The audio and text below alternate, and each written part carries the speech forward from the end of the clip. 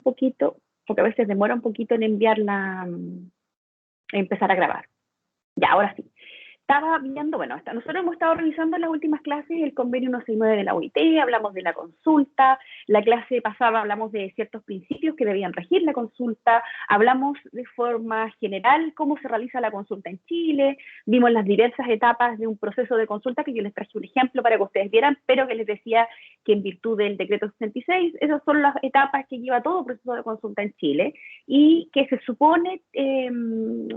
tienen como principio que los rige el convenio 169 de la OIT, ¿no? Nosotros decíamos que el convenio 169 de la OIT, en el artículo 6, que me habla de la consulta indígena,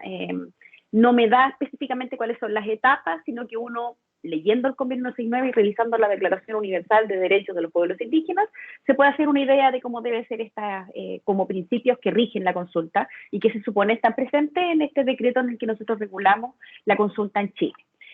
Y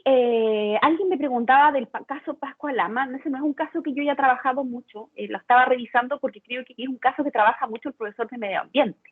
y que me parece bien porque es un caso que tiene que ver mucho con proyectos que son súper dañinos al medio ambiente, a protección medioambiental y tuvo mucho que ver en el desarrollo de todo este caso que fue larguísimo, 20 años de tramitación, el Servicio de Evaluación de Impacto Ambiental, los tribunales ambientales, que también tuvieron un protagonismo importante en cuanto al Tribunal Ambiental de Antofagasta, y la Corte Suprema, que en algún momento revocó la sentencia y que actualmente, por lo que alcancé a entender, por lo menos a septiembre del año pasado, se entendería como que ya estaba terminado absolutamente el proyecto, o por lo menos Barrick Gold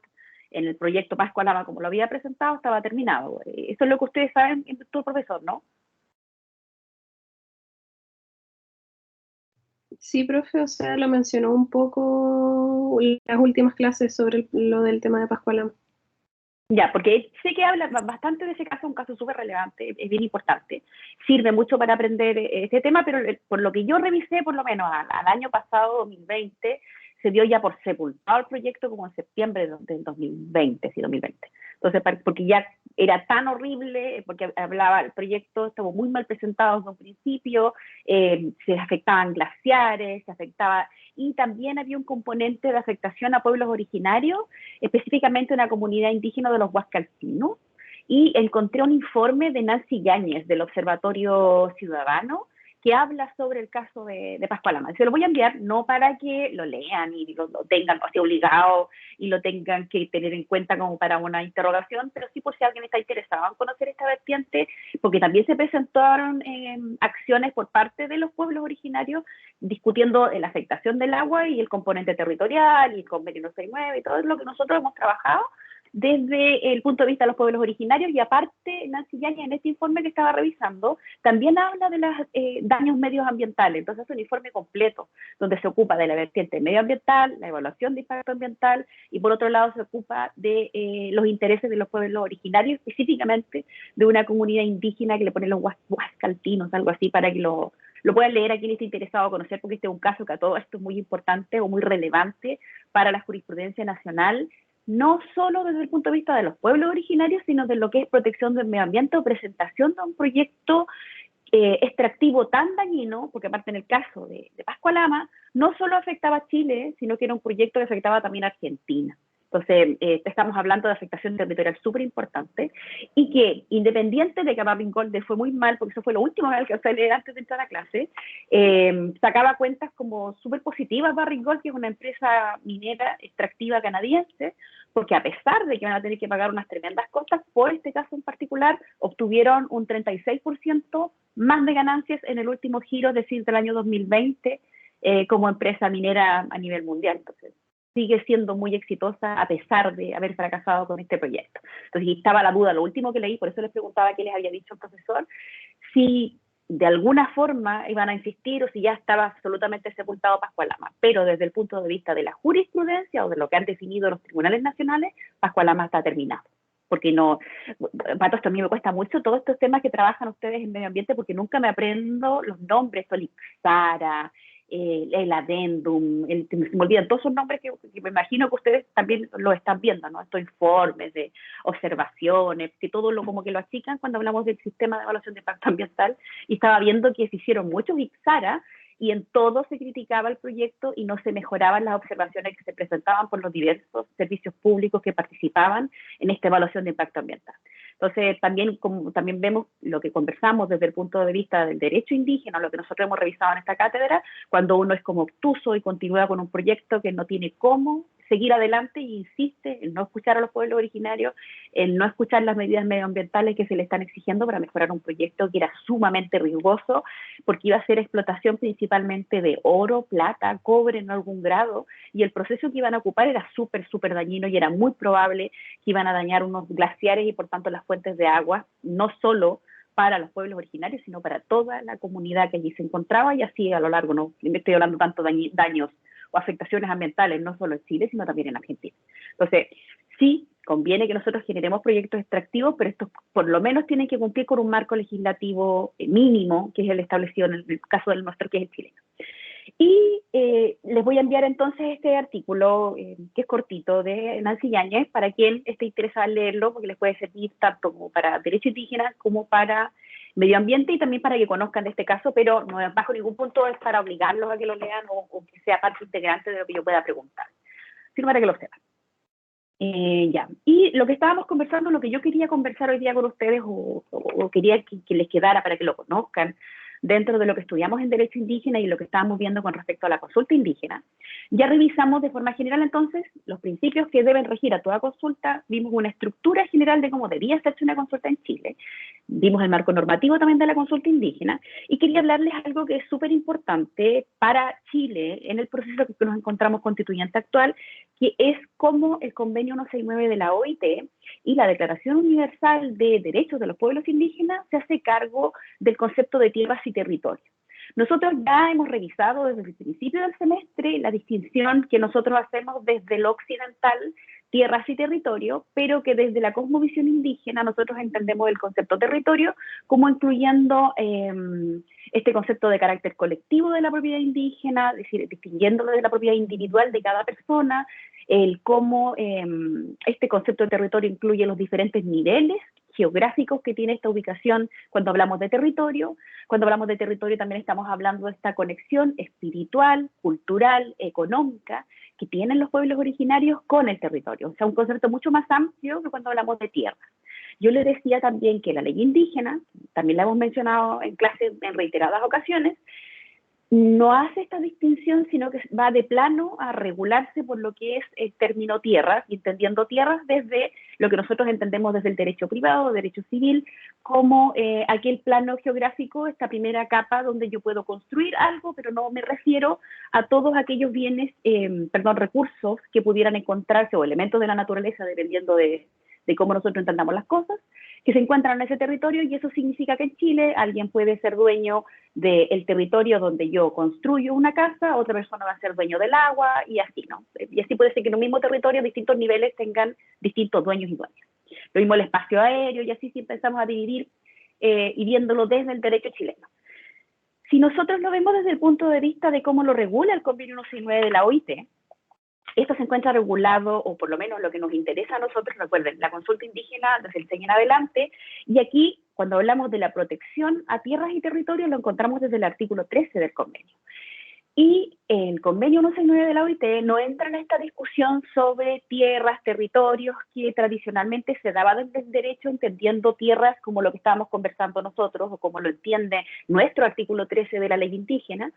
sino que lo entiende indistintamente, ocupa tierras y territorio como un mismo concepto, y este mismo concepto es el que nosotros entendemos como territorio, es decir, la concepción que tenemos desde los pueblos originarios o desde la cosmovisión indígena, que es el territorio. Así lo entiende el convenio 169, y en diversos informes de la OIT también lo ha declarado de esa forma, y esto se condice con los últimos criterios ya sentados hace bastante tiempo, le estoy hablando del 2007 en adelante, de la Corte Interamericana de Derechos Humanos, el caso Saranaga que hemos visto, que hemos revisado en clase,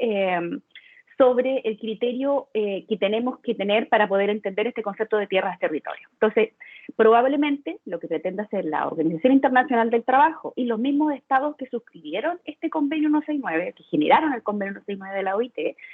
es que esta distinción que nosotros hacemos tradicionalmente en el derecho de tierras y territorios, en el futuro ya no se siga distinguiendo y nosotros entendamos por este concepto tierra el concepto de territorio.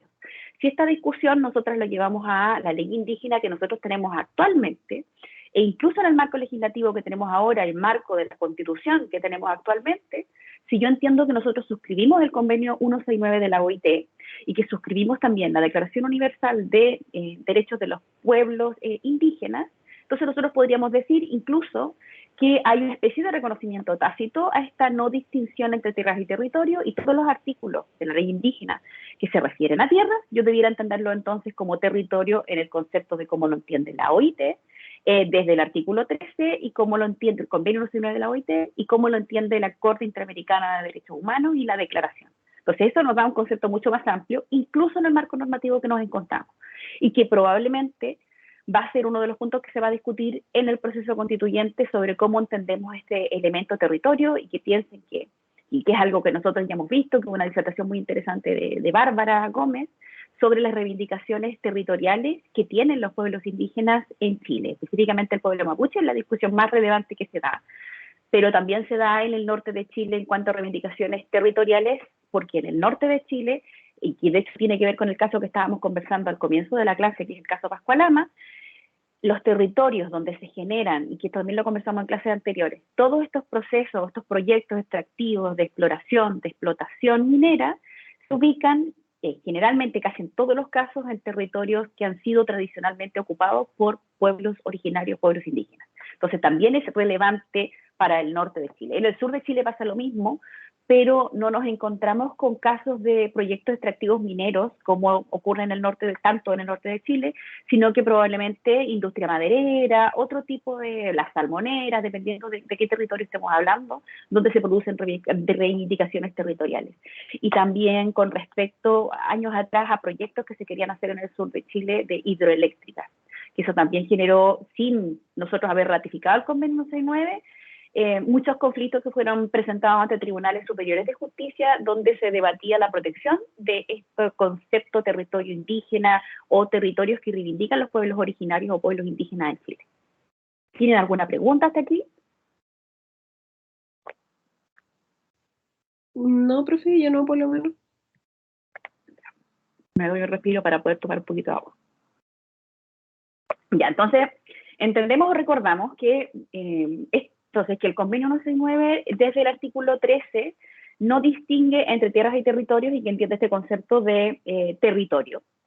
Y bueno, también esa cosa que le estoy postulando yo sobre que de alguna forma podríamos entender que incluso la ley indígena podría también hacer este reconocimiento, pero hacerlo de forma tácita, porque el Estado chileno suscribió el convenio 169, lo ratificó, y así también la declaración, y es parte de la Corte Interamericana de Derechos Humanos, así como avanzando en la interpretación del bloque constitucional y como yo entiendo que opera el derecho internacional a nivel, una vez que esté radicado en nuestro sistema nacional. Aparte de este artículo 13 del convenio, que reconoce esta especial importancia que los pueblos indígenas otorgan a las tierras o territorios, y esto es un punto importante, porque el artículo 13, cuando me habla de esta especial participación o esta especial definición que tienen las tierras y territorios para pueblos indígenas, es que este artículo 13, la misma Organización Internacional del Trabajo se ha pronunciado de esta forma, opera como una norma de interpretación de todo el convenio. Es decir, este criterio de la especial conexión que tienen los pueblos originarios con las tierras, territorio,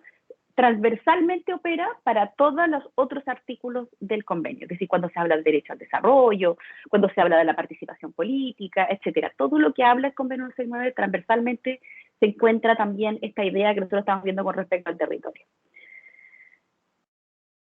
En consecuencia de esta interpretación del artículo 13 que yo les mencionaba, y de esto entenderlo como de carácter transversal, ¿qué es lo que exige el convenio 169? Exige a los estados el respeto de las particularidades que los pueblos indígenas tienen con su relación con las tierras y territorios, especialmente en lo que se refiere al aspecto colectivo de este uso, o de estos derechos territoriales que tienen los pueblos originarios. Otro punto importante, en virtud de cómo se trata el concepto del territorio y tierras en el convenio 169 de la OIT, y cómo lo ha tratado la Corte Interamericana de Derechos Humanos, es esta idea del aspecto colectivo de tierras y territorios. Disculpen, déjenme bajarle el volumen Ahí está. 2 segundos para no desconcentrarme. Ya, les decía que otro aspecto importante de esta idea de cómo se regula en el convenio el tema tierras y territorios es el aspecto colectivo. Yo les mencionaba ya dentro de lo que hemos revisado que dentro de lo que es nuestra constitución, la constitución actual que nosotros tenemos regula ampliamente lo que se entiende por la propiedad tanto en el artículo 19, número 23 como 24 de la constitución, ¿no? Que me habla y se ocupa mucho de muchos aspectos de la propiedad.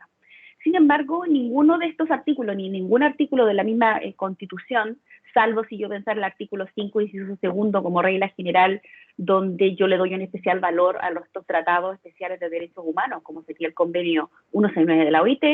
no tiene una regulación específica de lo que nosotros entendemos por la propiedad colectiva de los pueblos originarios. Si revisamos otros textos legales, incluido la ley indígena, tampoco tenemos una verdadera inclusión o reconocimiento de esta propiedad colectiva de los pueblos indígenas, sino que solo lo encontramos a nivel de instrumentos internacionales ratificados en Chile, como el convenio 169, que sí me habla de esta gama, con esta cobertura del reconocimiento de este derecho colectivo al territorio, a la propiedad colectiva. Hablo de reconocimiento, y la misma OIT, la Organización Internacional del Trabajo, se ha pronunciado sobre esto porque, y esto también nosotros lo vimos cuando veíamos el caso de Chummiso-Magama, fallado en la Corte de Apelaciones de acá de Iquique, que nosotros lo que hacemos cuando hablamos de reconocimiento de los usos y costumbres territoriales de los pueblos indígenas o de los pueblos originarios en Chile o en el mundo, verdaderamente lo que nosotros hacemos es reconocer. Es decir, el Estado chileno, la justicia chilena, nuestros textos jurídicos, nuestras normas de conducta nacional, lo único que vienen a hacer es a reconocer un uso y costumbre preexistente de los pueblos originarios en Chile. ¿Por qué? Y esto se deviene de la misma definición que da el convenio 169 cuando me define qué entiende por pueblos originarios, o cuando define qué entiende por pueblos tribales en su caso, y con respecto a los pueblos originarios, el hecho de la preexistencia de los pueblos originarios antes de la constitución del Estado Nacional. Entendiendo esto, además de sumado a la continuidad del tiempo de los usos y costumbres de estos pueblos en estos territorios, esto fundamenta que los estados, como deber, en virtud del convenio 169, de este artículo 13, y del artículo 15 y 16, que me habla de esta idea del territorio, quiere decir que solo se produce un reconocimiento y no que se configure un nuevo derecho, que también nosotros lo veíamos en el caso de Chumbiso-Magama. El tribunal, la Corte de Apelaciones de Iquique y la Corte Suprema, que confirmó en esa parte el fallo, lo único que vino a hacer fue a reconocer los usos y costumbres que tenía la comunidad indígena aymara de Chumbiso-Magama con respecto a las vertientes de aguas que se encontraban en y que se encuentran hasta el día de hoy en este territorio. Lo que incluso, en el caso Chumbiso-Magama, que es llamativo y para hacerlo desde un caso local, hace un reconocimiento de estos usos y costumbres que se daban en este territorio contra un título inscrito, que tenía una embotelladora X de este caso que nosotros revisamos y conversamos en clase.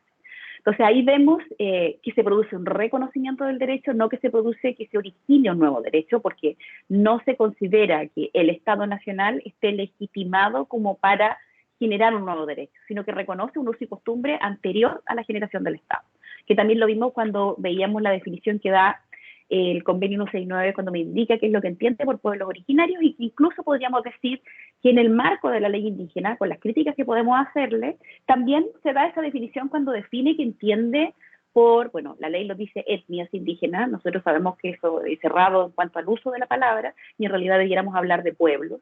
en este reconocimiento que hace de los pueblos originarios chilenos por la ley indígena, y quienes entiende como parte de este pueblo, y cuando me dice que finalmente provienen de las primeras pueblos que se encontraban en el territorio nacional. Es decir, se habla de este argumento de la ancestralidad, de la anterioridad del Estado. Por otra parte, el convenio, cuando me habla de este concepto de tierra y que lo extiende a lo que nosotros entendemos por territorio, es decir, este concepto que el derecho internacional me da y que aparte reconoce de los usos y costumbres de los pueblos originarios,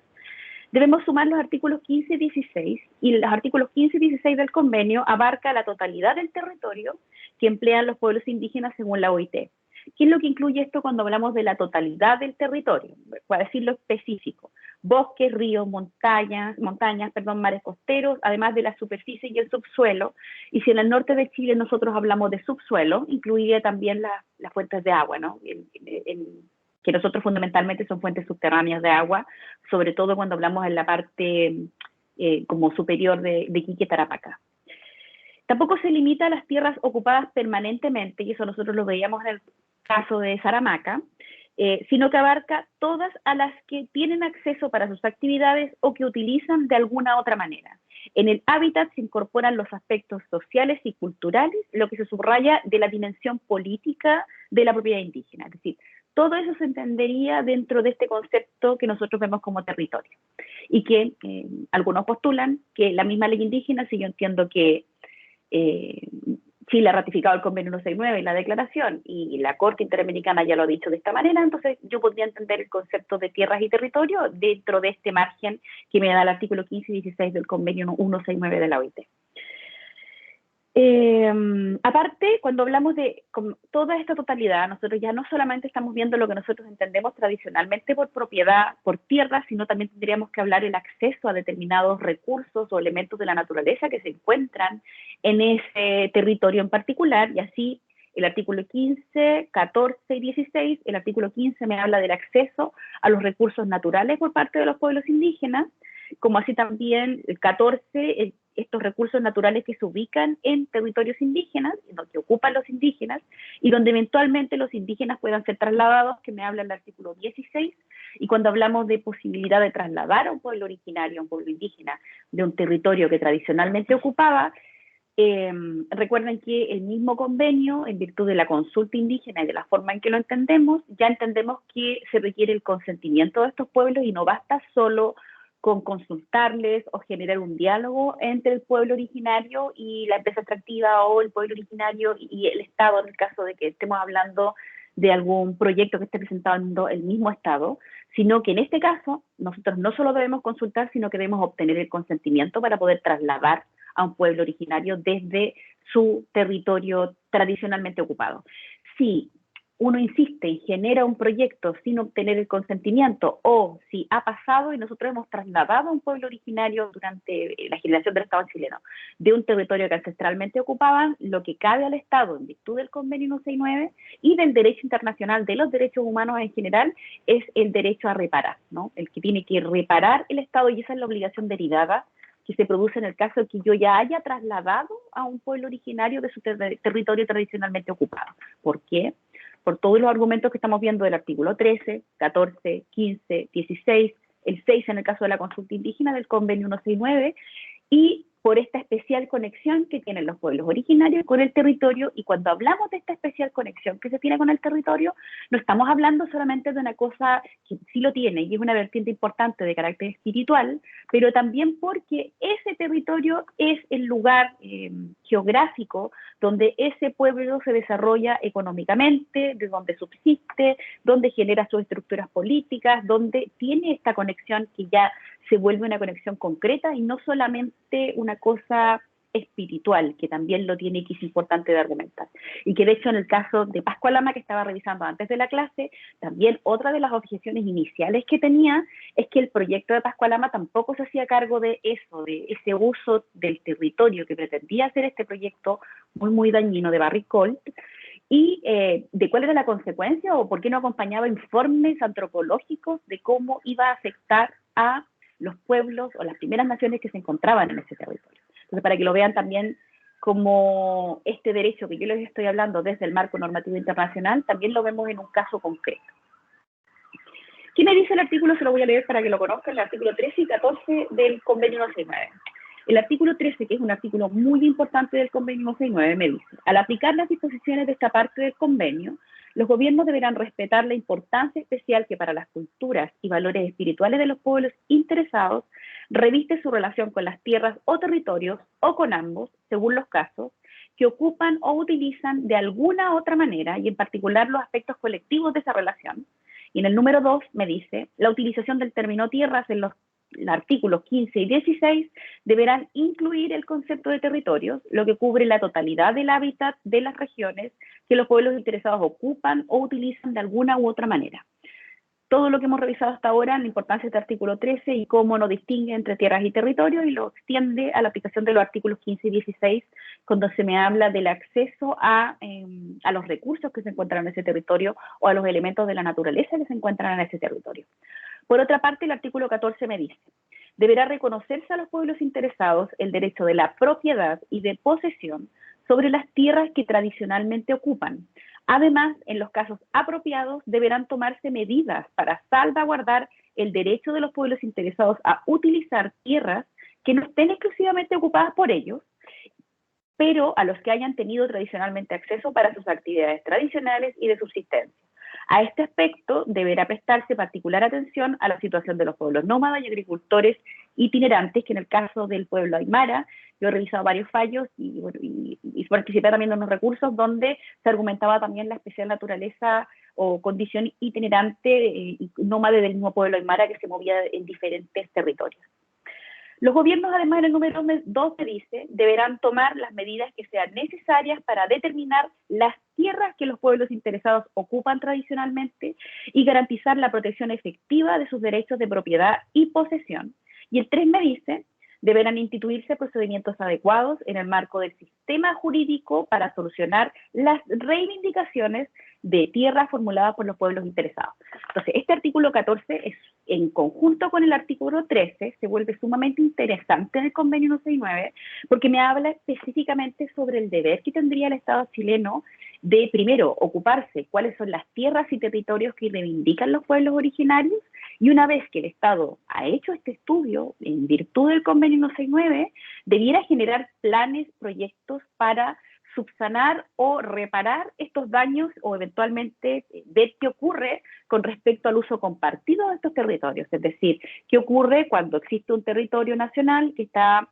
siendo actualmente ocupado por un grupo humano no indígena y por otra parte por otro grupo humano, pueblo originario, que está reclamando y reivindicando ese territorio. Nosotros sabemos que este argumento que yo estoy comentando ahora es un argumento que de hecho lleva muchos años en Chile de reclamación territorial por parte del pueblo mapuche en el sur de Chile y que hemos visto incluso dentro del margen del COVID y que nosotros nos encontramos de esta pandemia mundial, todavía existen reclamaciones y acciones de recuperación de territorio ancestralmente ocupado por los pueblos originarios, donde en esta ocupación, en este intento de reivindicación territorial, por supuesto por la fuerza y fuera del marco normativo, y eso hay que reconocerlo, interviene el uso de fuerza bastante desmedida por parte de carabineros, con consecuencias de muerte incluso de un comunero mapuche hace poco tiempo, muy poquito tiempo, muy vigente la discusión que estoy dando. Si nosotros revisamos el artículo 13, 14, número 13 específicamente, entonces nosotros debiéramos preguntarnos si el Estado chileno verdaderamente se ha ocupado, primero, de determinar cuáles son las tierras y territorios que los pueblos originarios reivindican como propios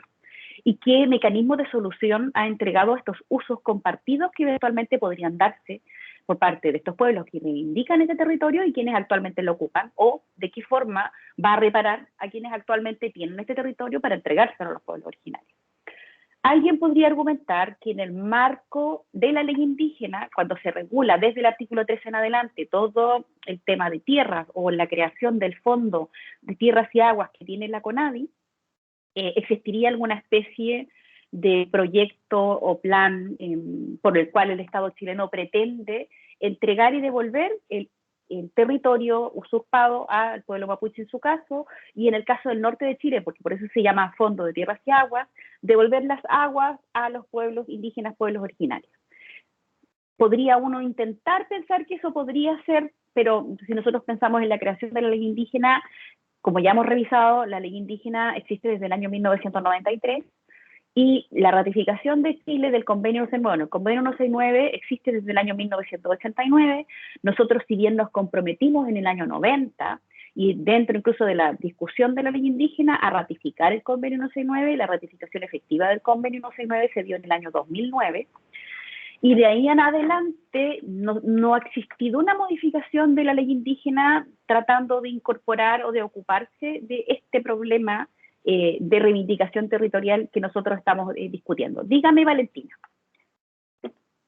Profe, cuando se hacen estas reivindicaciones territoriales, lo que se reivindica es solamente la tierra desde la visión de propiedad de nosotros, o sea, del derecho clásico, o sea, liberal que nosotros tenemos, o desde la cosmovisión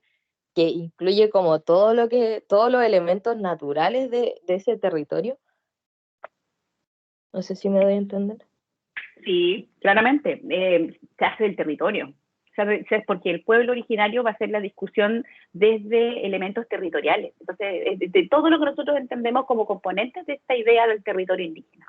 Entonces, se hace como lo que estamos conversando, es decir, lo que establece el artículo 13, lo que establece el artículo 14, lo que establece el artículo 15, 16. Todos estos elementos que componen el concepto de territorio. Por eso es que no podría, y ahí es donde se da la discusión, si la normativa que nosotros tenemos actualmente, donde se faculta a la compra de territorio, la compra de derechos de agua para pueblos indígenas, podría entenderse como respuesta a eso. Yo creo que no. Creo que ahí quedó como claro, ¿no? Por supuesto, los pueblos indígenas van a hacer una reivindicación desde su propia cosmovisión.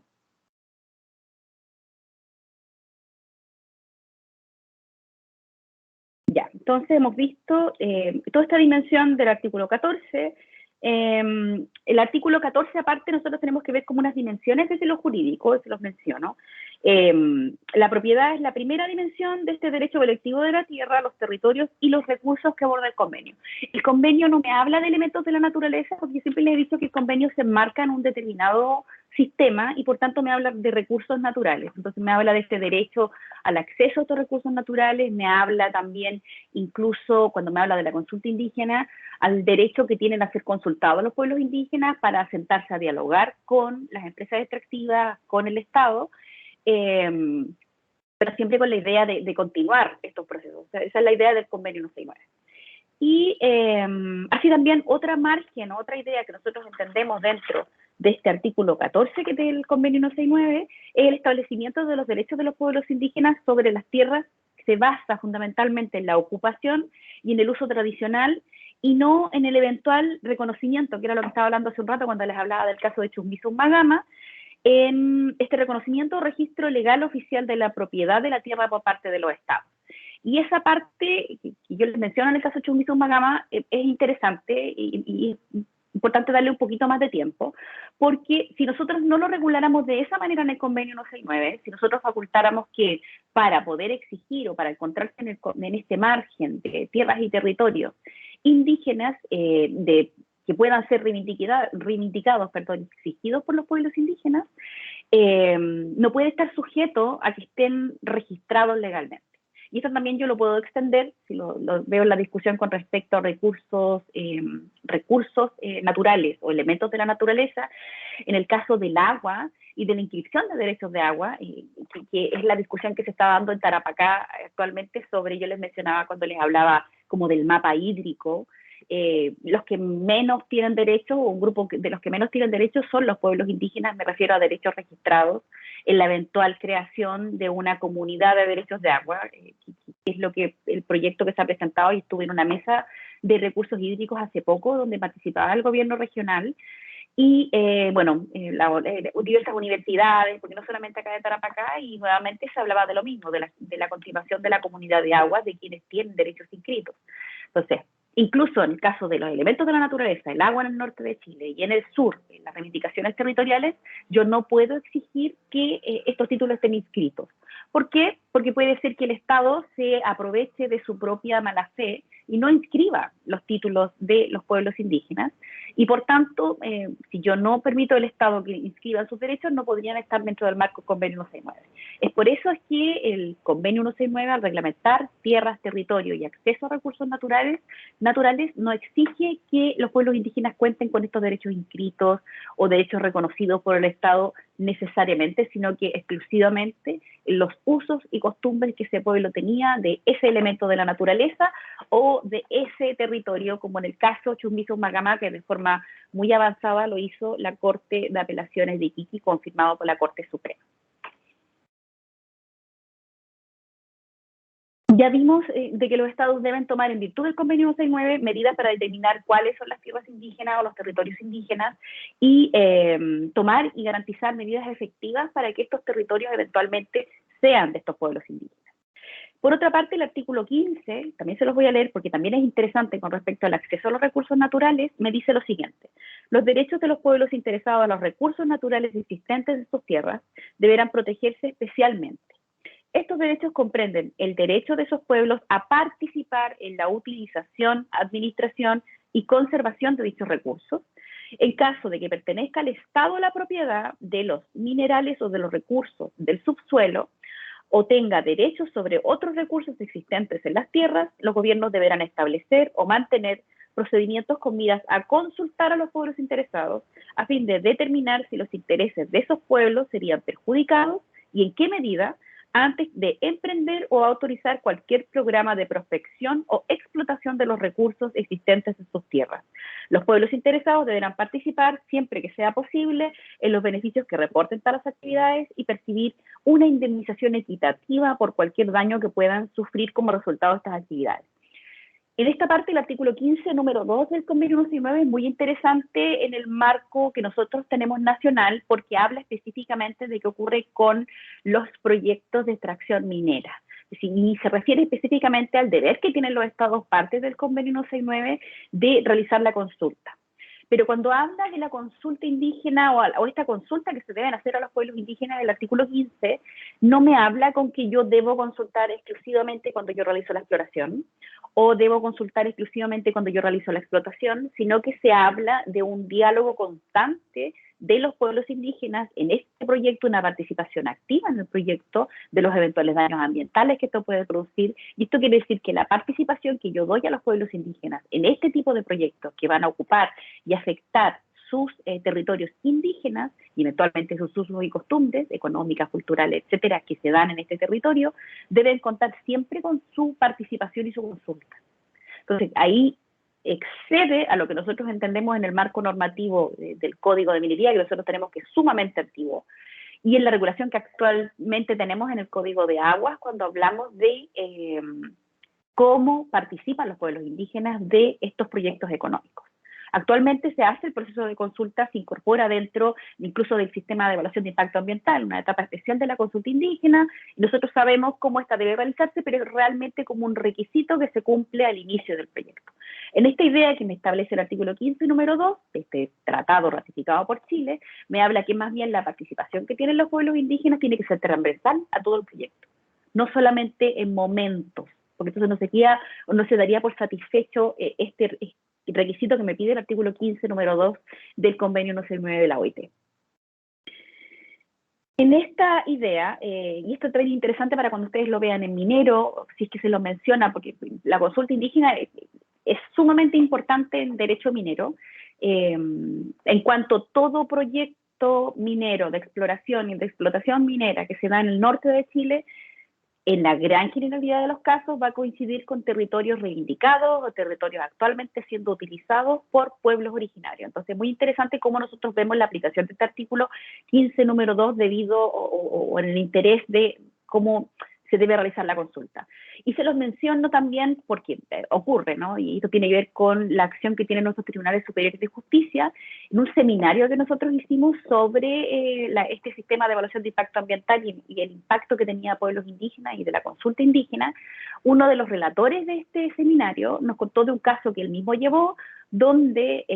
y esto fue en el sur de Chile, ¿sí? En un proyecto en particular, se fue incluso contra una norma expresa del Código de Minería, porque entendió que esa norma que está expresamente en el Código de Minería se encontraba derogada por lo regulado por el convenio 169 de la OIT. Y eso es lo que hace súper interesante este fallo. Creo que en algún momento, bueno, los invité a participar de ese seminario y creo que también se lo subí dentro de las actividades que tienen o que podían ver para que lo vean, porque es interesante cómo este criterio jurisprudencial que se da en el sur de Chile también se dio acá en Iquique cuando lo veíamos de caso Chumizo-Magama, entre otros casos que hemos revisado donde se entiende que el hecho de que nosotros hayamos ratificado el convenio 169, este instrumento de derechos humanos internacional, hace que otros instrumentos, otras normativas que nosotros tenemos actualmente que ya se encuentran añejas, ¿no? Como el Código de Minería, se consideran derogados tácitamente, por lo menos en virtud de ese caso en particular. Eso es interesante sobre también cómo a través de esta idea del bloque constitucional los tribunales superiores de justicia pueden ir mejorando ciertas aplicaciones, porque nosotros no hemos modernizado todavía nuestros textos jurídicos que nos sirven para el trato que tiene el Estado con los pueblos indígenas. Y otra idea que quería reiterar, porque claro, uno quizá daba en el proceso constituyente también, cuando revisa el artículo 13, 14, 15, para quien no comprende lo esencial del convenio 169, el hecho de hacer estos reconocimientos territoriales, el reconocer los usos y costumbres de los pueblos indígenas, el entender el territorio, las tierras, en el concepto de territorio de estos usos y costumbres indígenas, pareciera o se ve como incluso como un problema, ¿no? Esto, si nosotros lo vemos desde el carácter esencial que cumplen instrumentos de derechos humanos como el Convenio 169, como la Declaración Universal de Derechos de los Pueblos Indígenas, si yo entiendo que una vez que yo soy parte de estos tratados, una vez que escucho la voz de los pueblos indígenas, los hago partícipes de las decisiones que toma el Estado en particular, los hago parte de este Estado, yo legitimo las decisiones que yo tomo, incluyendo a todas y todos en esta discusión. Si yo sigo creando instrumentos legislativos como nosotros se crearon en dictadura, ¿no? El Código de Aguas, la Constitución, sin la participación activa de todos y todos los miembros de un Estado, entonces se generan crisis sociales, inestabilidad social, que es lo que este convenio 169, entre otros tratados de derechos humanos, la declaración también, lo que buscan precisamente es la mantención del sistema y que no se produzcan estos quiebres del sistema. Si nosotros entendemos ese carácter esencial del convenio 169 y de la declaración, entonces incluso aquí el grupo mínimo en Chile, pero muy poderoso todavía, que insiste en no hacer reconocimiento constitucional de los pueblos indígenas, que insiste que cuando hablamos de la consulta indígena estamos hablando como de una regalía, una concesión que hace el Estado chileno o los estados latinoamericanos con los pueblos indígenas, cuando entienden que la creación del convenio 169 de la OIT, que la Declaración Universal de Derechos, de los Derechos de los Pueblos Indígenas, lo que viene a hacer es mantener la estabilidad social. Cuando yo entiendo eso, cuando yo entiendo que eso legitima los instrumentos legales que yo creo con la participación de todas y todos, entonces entiendo que lo que me estoy jugando es acto bastante más importante cuando yo realizo la consulta indígena. También entiendo que es bastante más importante que se dé esa posibilidad de diálogo entre pueblos indígenas, el Estado de Chile y empresas extractivas que antes del convenio 169 de la OIT era muy difícil que se diera por las naturales desconfianzas que existían por parte de los pueblos indígenas. Entonces, ese es el punto esencial que nosotros tenemos que entender cuando estudiamos el convenio 169, cuando estudiamos la Declaración Universal de Derechos de los Pueblos Indígenas o cuando vemos en general instrumentos internacionales de derechos humanos. Eso es lo que viene a garantizar. Se ocupa, por supuesto, de estos derechos esenciales de grupos que han sido excluidos, maltratados, etcétera, pero además me da este otro plus, y es la razón por la cual se crearon también, que es la estabilidad social que garantiza que yo me ocupe de esas garantías especiales. Cuando yo entiendo eso, que van muchos constituyentes y muchas constituyentes del proceso constituyente todavía no entienden, que no son regalías, que son reconocimientos que se deben hacer porque garantizan la estabilidad social, y que evitan quizá en lo futuro que tengamos nuevas explosiones sociales. Quizá una vez que se comprenda eso, se entiende entonces la importancia de este artículo 13, de este artículo 14, de este artículo 15 del convenio 169 y el artículo 6 en cuanto a consulta indígena. Es decir, no verlo como una regalía o una garantía que uno da a los pueblos indígenas, sino que es parte también de una base de la estabilidad de nuestro Estado chileno y de los restos de los estados latinoamericanos o de los estados que tienen presencia de pueblos originarios. Eso es importante también de definir. Y además, y eso ya es un tema cultural, que no solamente se va a dar por la modificación constitucional, pero también entender nuestra propia identidad, como dentro de nuestra identidad también se encuentra un elemento indígena, y esta idea de que nosotros no entendamos a los indígenas como, o a los pueblos indígenas como algo que me es ajeno, algo que me es distinto, o algo que yo no incorporo dentro de mi identidad, sino que lo entiendo también como yo, como parte de mí. Una vez que yo entiendo esa discusión, entonces ya no se da este debate de ustedes y nosotros, sino que somos todos nosotros, y en este concepto de la chilenidad, manteniendo la identidad e integridad de los pueblos indígenas, y que es el espíritu del convenio 169 de la OIT, que se distingue del convenio 107, que buscaba la integración de los pueblos indígenas. Bajo ningún punto estoy hablando de integración, sino que estoy hablando de interculturalidad. Así que eso es en general con respecto a la aplicación del convenio 169, a la declaración y este carácter especial que tiene en cuanto a estabilidad social, o por lo menos que es lo que argumento yo y argumentan otros con respecto a la estabilidad social que se deriva de la aplicación de estas normativas. ¿Tienen alguna consulta hasta aquí?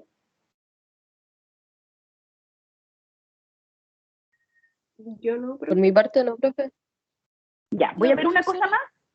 y voy a terminar la clase, porque he tratado hartos temas bien importantes y sé que están con hartas cosas y yo también con hartas cosas. Les mencionaban los derechos de los pueblos interesados a los recursos naturales, les mencioné el artículo 15, la importancia del numeral 2, de qué forma yo entiendo si cumple o no cumple el Estado chileno esta obligación, y otro punto importante que se los mencionaba recién y que la OIT ha generado informes al respecto de los procesos extractivos mineros,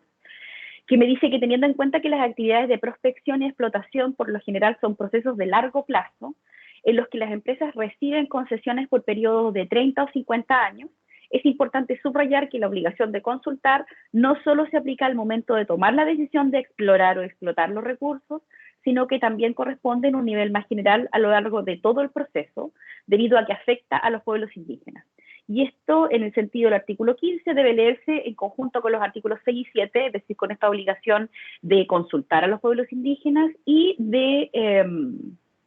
obtener el consentimiento de los pueblos indígenas en los casos en particular. Es decir,